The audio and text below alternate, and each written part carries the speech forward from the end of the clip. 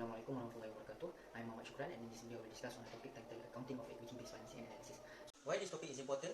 This is because the accounting treatment of equity-based financing in the financial statements will reveal the real behavior, conduct, and perception of Islamic banks towards the equity-based contracts. So when we talk about accounting of equity-based financing, there are four accounting issues that need to be evaluated, namely presentation and disclosure, recognition of asset and liabilities, valuation, and recognition of profit and loss. Firstly, we have to identify what are the appropriate journal entries or accounting records that need to be accounted for each transaction that occur between the contracting parties. Secondly, it is important to have a specific income statement and statement of financial position that cater for equity-based financing. When we compare between two different accounting regime, which are Financial Accounting Standard by AAOIFI and IFRS by IASB, you can see a significant differences. While AAOIFI have created their own accounting records, income statement and statement of financial position for equity-based contracts, the IFRS are still arguing what are the appropriate classification for equity-based contracts. In the case of Malaysia, they are arguing whether the disclosure should align with the MFRS 10, which is Consolidated Financial Statement, or MFRS 11, Joint Arrangement, or MFRS 128, Joint Venture, or MFRS 9, Financial Instruments. And each of these classifications have their own preconditions that need to be complied with. For example, in MFRS 10, the main condition is that the Islamic banks must have control and power over the venture. As for MFRS 11, the conditions are, firstly, the parties are bound by the contractual arrangement, and secondly, the arrangement must give two or more parties joint control over the venture. As for MFRS 228, the main condition is that the Islamic banks must have a significant influence over the venture. The current approach taken by MFRS is that they treated all kind of assets as financial assets under the purview of MFRS 9. So, for me, the appropriate classification or the appropriate treatment should be either joint venture or joint arrangement. This is because in this kind of arrangement, the involved parties are agreed to pool their resources and effort in order to accomplish a specific task or project, and each of them are responsible for any capital, cost, profit, and loss that are associated with the project. And this reflects the equity-based and partnership contracts.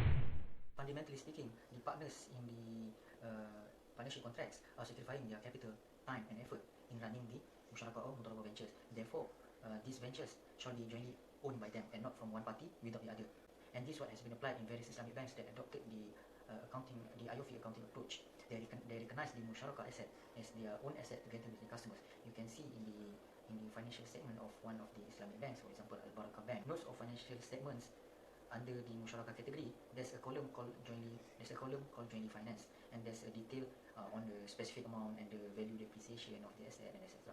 This indicates that the Islamic banks are owning their assets together with the customers. In contrast, countries that adopted IFRS are treated this kind of asset as financial asset, and therefore they do not recognize this kind of asset as their own asset. The ownership of the assets are wholly transferred to the client. So if something bad happens to the assets, then the clients will bear the whole liability and responsibility to it. There are various types of valuation methods that can be applied. For example, amortized cost, fair value, time apportionment, and others. When we compare between these two accounting regimes, we can see that in MFRS, the initial recognition of the asset are measured at amortized cost. Cost is basically the initial recognition amount minus any repayment of the capital, and then minus any interest expenses that are incurred using the effective interest rate method. Effective interest rate method is a method whereby it discounts the future cash flow through the expected life of the asset into the gross carrying amount. So the gross carrying amount will be the amortized cost for the asset before adjusting for any loss allowances. And after the initial recognition, the second recognition of the financial asset in MFRS will be valued at fair value, either fair value through profit and loss or fair value through other comprehensive income. As for AAOIFI, they are using the time apportionate basis, which applied the straight line method.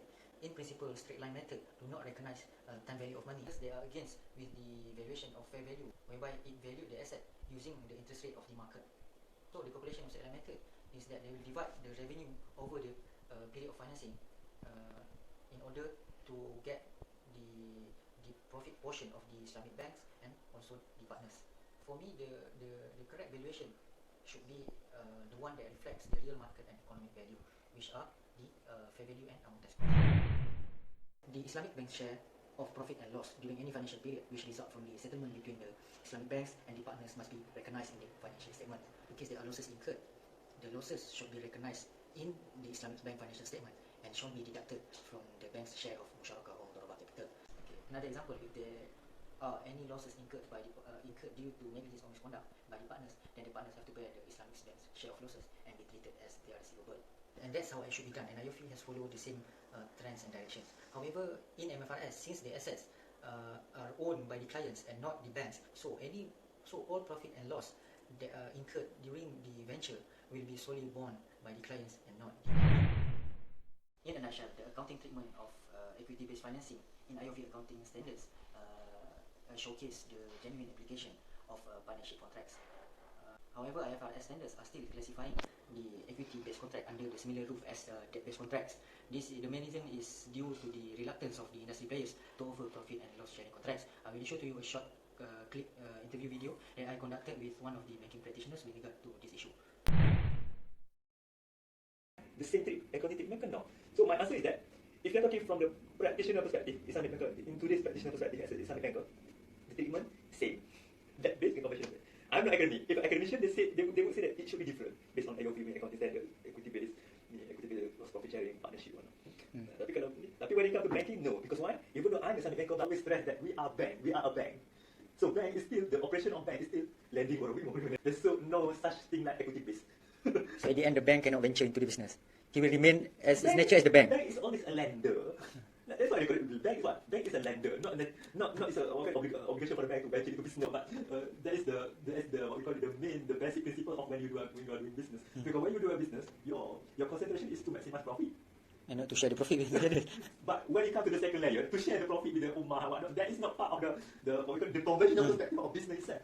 But Islamic banking, when it comes to when it comes to picture, Islamic banking has no difference from the conventional bank, except that in Islamic banking we offer the Sharia compliant product. But we do not offer ourselves as a when we do offer Sharia compliant product, we don't mean that this Sharia compliant product would contribute to the welfare of the ummah. No, we are not a charitable institution. We are a corporate entity.